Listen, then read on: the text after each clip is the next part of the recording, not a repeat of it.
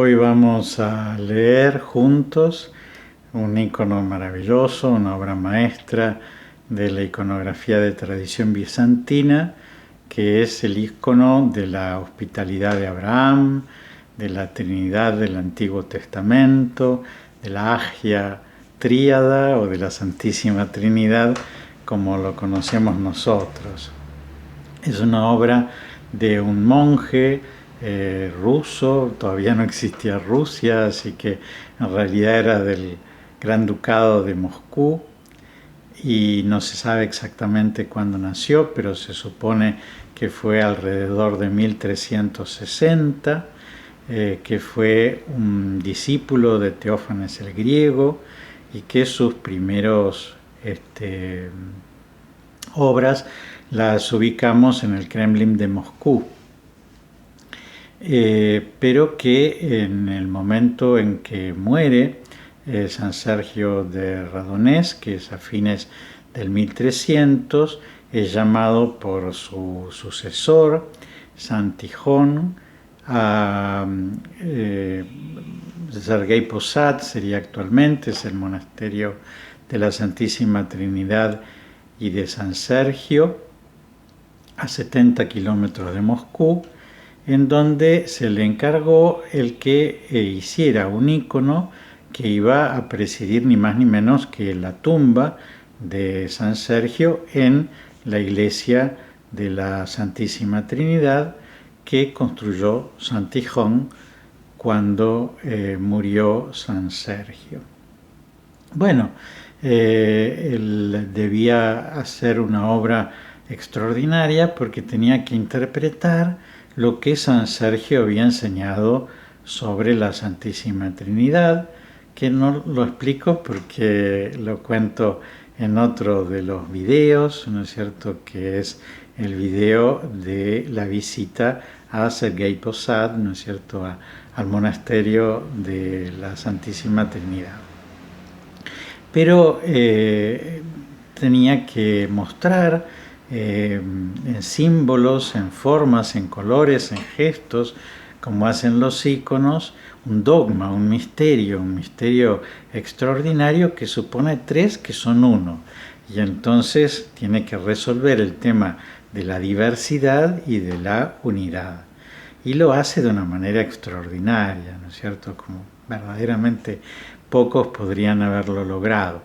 Toma para eso un esquema que existe acerca del modo en que se representa la Santísima Trinidad, según se dice del Antiguo Testamento o de la hospitalidad de Abraham, porque recuerda un episodio que aparece en el libro del Génesis, en donde 1 o 3 ángeles van a visitar a Abraham en un lugar en donde él está viviendo, en donde hay una encina, la encina de Mamre, y en ese lugar los aloja, ¿no es cierto?, Abraham, por eso se llama la hospitalidad de Abraham, sacrifica un animal, el animal engordado, para darles de comer. Es curioso que el texto va cambiando y entonces hay momentos en que se refiere a 1 y hay otros momentos en que se refiere a 3. Estos ángeles van a ver si es verdad que lo que ocurre en Sodoma y Gomorra es tan terrible y posteriormente van a destruir esas 2 ciudades. Entonces, en ese momento es cuando lo llaman a Abraham para agradecerle la hospitalidad y le dice que el año que viene va a tener un hijo. Abraham hasta ese momento no tenía hijos, solamente había tenido un hijo con su esclava, pero nunca había podido tener un hijo con su esposa Sara, tal cual Dios le había prometido que iba a tener una gran posteridad. Y entonces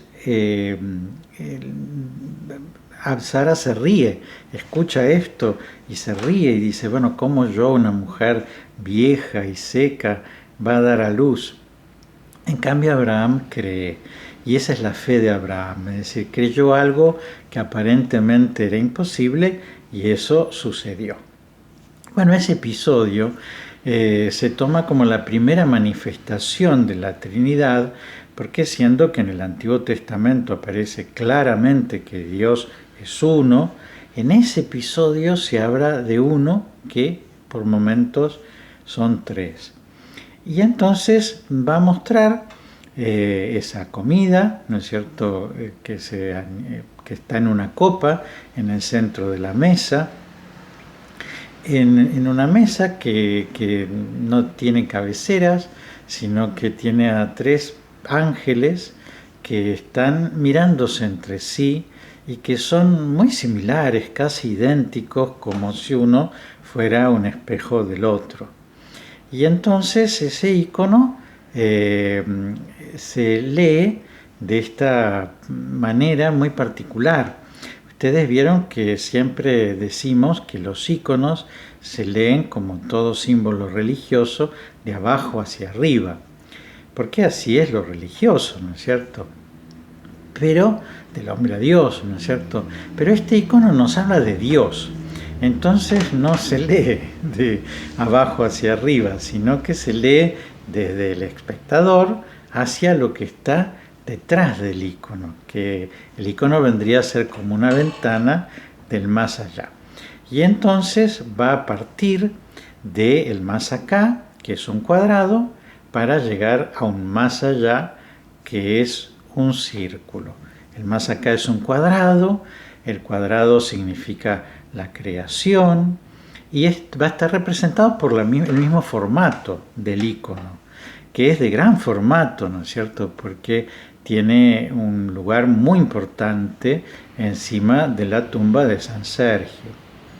Aunque actualmente el cuadro original está en la Galería Tretiakov de Moscú, porque se trata de una gran obra de arte. Y entonces ese cuadrado, que es el mismo icono, que nos marca las cuatro vértices de la Tierra, los 4 puntos cardinales, y por otra parte los 4 elementos de los cuales está compuesta la creación, que serían aire, fuego, agua y tierra. Ese cuadrado tiene que convertirse en un círculo. Bueno, ¿cómo va a pasar del cuadrado al círculo? Va a pasar por el octógono. El octógono es una figura sumamente importante en el cristianismo, en nuestra fe, porque va a suponer lo que hay de intermedio entre el cuadrado, la creación, y el círculo, la divinidad.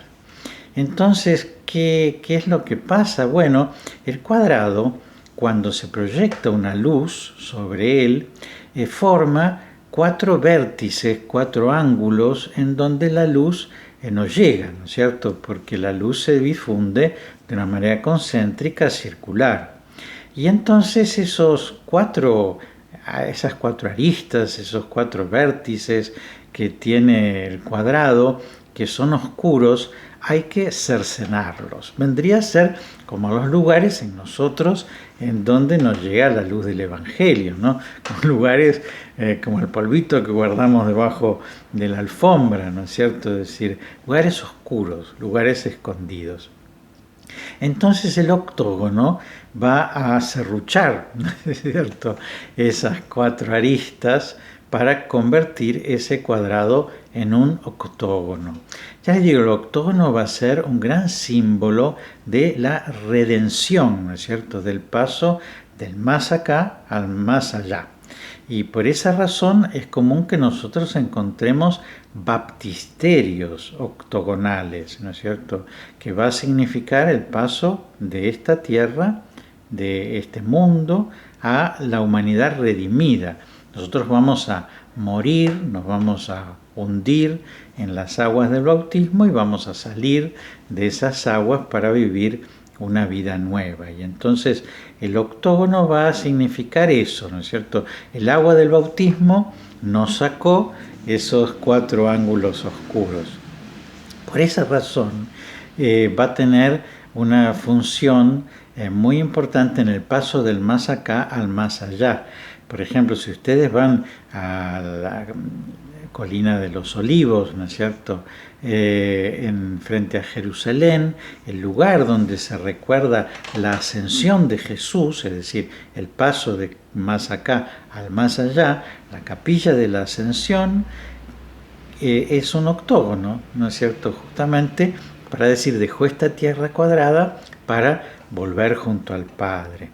Y las tumbas, en muchos casos, sobre todo las tumbas cristianas, tienen esa forma octogonal, porque mientras que el sepulcro pagano va a ser rectangular, porque nosotros a esta persona la devolvemos a la tierra y entonces vuelve a disgregarse, ¿no es cierto?, en esos 4 elementos. Nosotros creemos que no vuelve a disgregarse en esos 4 elementos, sino que va a la circularidad, al encuentro con Dios.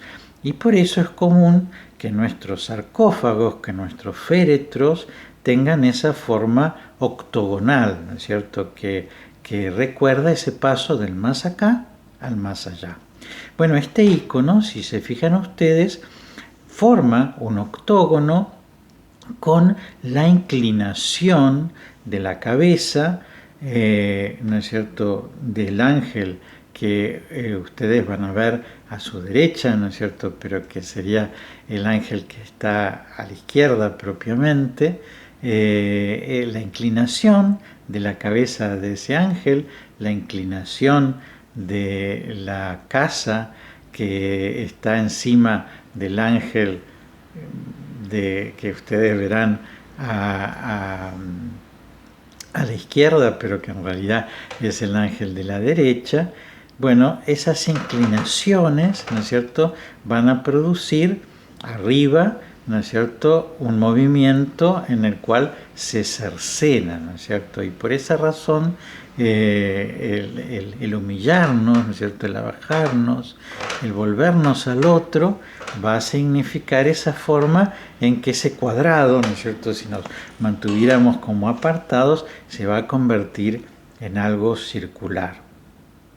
Bueno, entonces, ¿qué es lo que pasa? Bueno, esa forma, ¿no es cierto?, de los tronos en los cuales están sentados los 2 personajes exteriores, ¿no es cierto?, al ícono, y la inclinación de la cabeza, y la inclinación de la casa, y la inclinación de la montaña, y la inclinación del árbol, van a ir como construyendo una circularidad que nosotros podemos ver representada en un óvalo, que vendría a ser un círculo, ¿no es cierto?, porque simbólicamente, ¿no es cierto?, el óvalo realiza, ¿no es cierto?, la simbología del círculo, que significa lo perfecto, lo que no tiene aristas, ¿no es cierto?, lo que siempre es igual, ¿no es cierto?, y por eso va a significar la comunión. Bueno, estas 3 figuras, ¿no es cierto?, que nosotros encontramos, ¿cómo podemos leerlas? ¿Quién es cada uno? Bueno, ciertamente vamos a leer como vemos nosotros, como leemos nosotros, por decirles, vamos a leer de izquierda a derecha. Y entonces, ¿quién es el primero que está a la izquierda? Van a ver que arriba de ese primero hay una casa. Y entonces, ¿quién es? Es el Padre. Porque el Padre es el constructor, el creador, el que hizo el mundo, el que construyó la casa. ¿Se acuerdan en la parábola del hijo pródigo? Vuelve a la casa del Padre, ¿no es cierto? El Padre es el dueño de esa casa, que en realidad está mostrando la casa de Abraham, ¿no es cierto?, donde son hospedados estas 3 personas, pero en realidad viene a tener la figura del Padre. Y van a ver que las vestimentas son sumamente espirituales, están pintadas con una técnica que se llama de iluminación. Los iconos se pintan con pigmento, aglutinado con huevo, preservado con vino.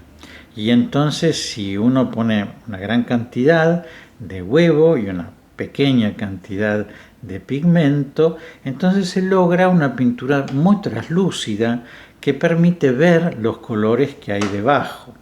Y entonces, bueno, a través de esas distintas capas que de esa forma se pinta al temple, se va logrando esa especie como de velo con el cual está vestido el Padre.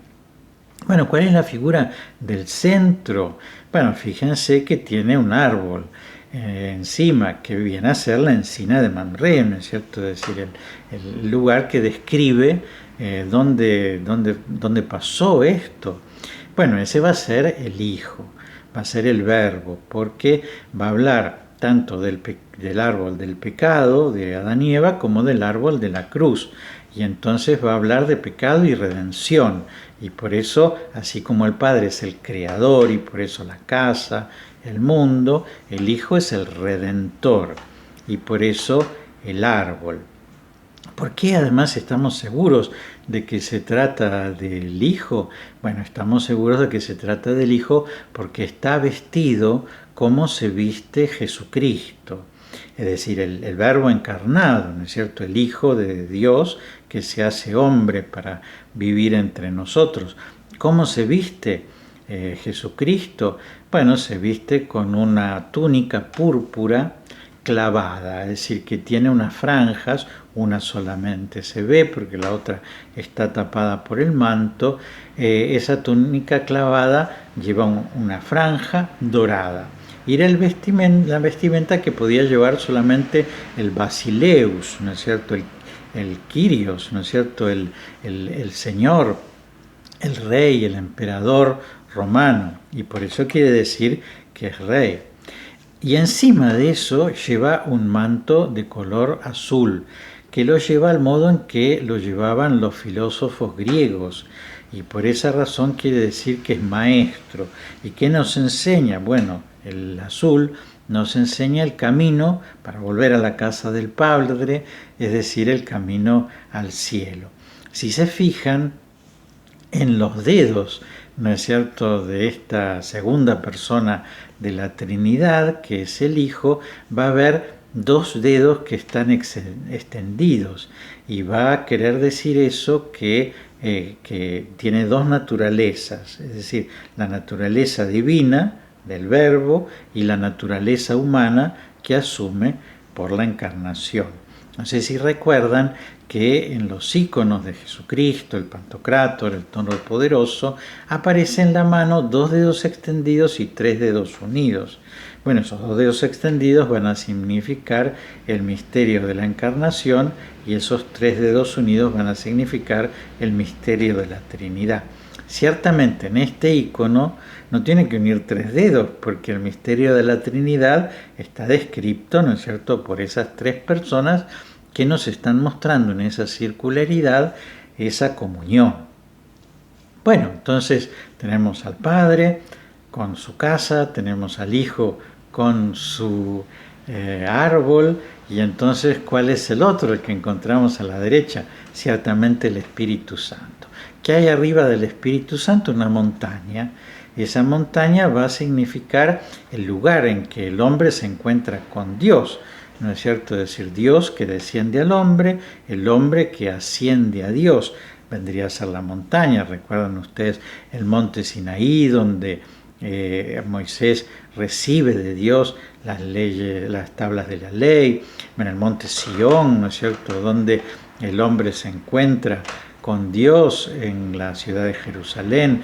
El monte Gólgota, ¿no es cierto?, donde el sacrificio de Jesucristo, el monte Tabor, ¿no es cierto?, en donde el cielo se manifiesta con esa visión transfigurada de Jesucristo. Es decir, la montaña va a ser el lugar de la unión, ¿no es cierto?, entre el hombre y Dios y por lo tanto de la santificación. Entonces, si el Padre es creador, el Hijo es redentor, el Espíritu Santo es el santificador. Y van a ver que en sus ropas va a tener el color verde y el color azul. El color azul va a significar el espíritu, el cielo, ¿no es cierto? En cambio, el color verde va a significar la naturaleza, va a significar la creación, y por eso en el verde y en el azul va a significar esa comunión constante entre el cielo y la tierra, ¿no es cierto? Porque el Espíritu Santo es el que desciende desde el cielo para traernos de Dios y asciende al cielo para llevar de los hombres a Dios la alabanza, la acción de gracias, el pedido de perdón, el pedido de gracias. El Espíritu Santo es el que trae de Dios a los hombres los dones y el que lleva de los hombres a Dios la devolución de esos dones, el culto. Y entonces vemos una perfecta armonía, ¿no es cierto?, entre esas tres personas que justamente a través de gestos, de signos, ¿no es cierto?, de inclinación de cabezas, va a mostrarnos que son tres visiones distintas, tres puestos distintos, tres colores distintos, pero por otra parte casi iguales, ¿no es cierto?, casi un espejo uno del otro, y entonces va a resolver, ya les digo, con colores, con formas, con gestos, eso tan difícil, ¿no es cierto?, de contarnos del misterio que es que sean tres y que son uno. Bueno, esa circularidad que nos muestra el icono de la Trinidad tiene una circularidad interna. Ustedes, si se fijan en el contorno interno del Padre y del Espíritu Santo, y ahora sabemos quién es cada uno, hay como una forma de copa. Bueno, en esa forma de copa que subraya la copa que hay en el centro de la mesa, en donde está el animal que fue sacrificado para darles de comer en esa hospitalidad de Abraham, en esa copa está guardado la segunda persona de la Trinidad, es decir, el Verbo. ¿Por qué? Porque el Verbo, al hacerse hombre, es Jesucristo, es decir, el Verbo es quien va a hacerse pan, quien va a hacerse vino en la Eucaristía, para que nosotros podamos también tener un lugar en esa mesa trinitaria, ¿no? Es decir, ¿qué nos va a permitir a nosotros el acceso a ese lugar? Bueno, es el ingreso por la Eucaristía. ¿Cómo vamos a ingresar en esa vida trinitaria? Bueno, todo es circular, ¿no es cierto? Sabemos que lo circular es Dios y que el cuadrado somos nosotros. ¿Dónde hay un cuadrado? Bueno, si se fijan al pie de esa copa, hay un cuadrado que tiene un cuadradito en el medio. Ese cuadradito en el medio es como si se metiera dentro de la mesa. Bueno, esa es nuestra puertita. Es decir, nosotros tenemos que ingresar en el misterio trinitario a través de la comunión eucarística. Nosotros comiendo de este pan, bebiendo de este vino que es su cuerpo y su sangre, vamos a ingresar en Jesucristo en esa vida trinitaria. Por eso, ¿dónde estaríamos sentados el día que podamos estar en el cielo? Bueno, en el lugar del Padre no, en el lugar del Espíritu Santo no, sino en el lugar del Hijo, que es ese del centro. ¿Por qué? Porque el Hijo se hace hombre, y entonces ahí no solamente está el Hijo, sino está la humanidad de Jesucristo. Y ese Jesucristo es cabeza de un cuerpo místico que es la Iglesia, de la cual nosotros somos los miembros. Entonces ahí va a estar sentado el Verbo hecho hombre, Jesucristo, que es cabeza de un cuerpo místico, que es la Iglesia, cuyos miembros somos nosotros. Es decir, que por la Eucaristía nuestro lugar, dentro de esa comunión trinitaria, va a ser ese cuadradito, ¿no es cierto?, que es la puerta estrecha por la cual nosotros ingresamos dentro del misterio trinitario.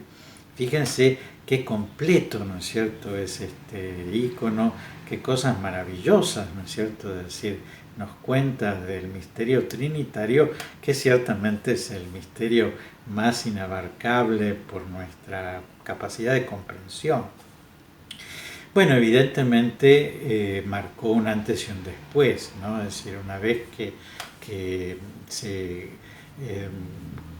comprendió, ¿no es cierto?, la Trinidad a través de esta simbología, que ya les digo, es una simbología anterior, ¿no es cierto?, a Rublev, que es la hospitalidad de Abraham, ya se va a replicar. Y entonces les muestro dos casos, ¿no es cierto? Uno es de Simón Ushakov, ya posterior, ¿no es cierto?, a Rublev, pero también un gran iconógrafo ruso, pero ya como ven ustedes, mucho más lleno de elementos, ¿no es cierto? Mucho menos simple, porque eso es lo extraordinario de la pintura de Rublev, ¿no es cierto? Es decir, que llevó al mínimo los objetos para contarnos esta hospitalidad de Abraham y al máximo la profundidad teológica de ese misterio del Dios uno y trino, ¿no? Bueno, y eso se va a replicar en pinturas modernas, en pinturas contemporáneas, en donde también vamos a ver ese misterio trinitario representado de esta manera. También eso tiene una cierta repercusión entre nosotros, ¿no es cierto?, en la pintura cusqueña, aunque después en un momento se prohíbe representar la Trinidad de esta manera porque se entendió que podría llegar a causar una cierta confusión, ¿no es cierto?, el que se lo viera de esta forma. Bueno, entonces los invito a quedarse un ratito mirando este icono tan precioso, ¿no es cierto?, de la Santísima Trinidad, para descubrir cómo nosotros, ya les digo, ¿no?, desde este cuadrado que tiene que cercenar esos ángulos oscuros para vivir ese misterio de la comunión, esa puertita estrecha, ¿no es cierto?, en la que nosotros tenemos que entrar para poder vivir esa vida de amor que hay entre el Padre, el Hijo y el Espíritu Santo para siempre. Así que les doy la bendición, esa bendición trinitaria, que Dios los bendiga y los proteja en el nombre del Padre y del Hijo y del Espíritu Santo.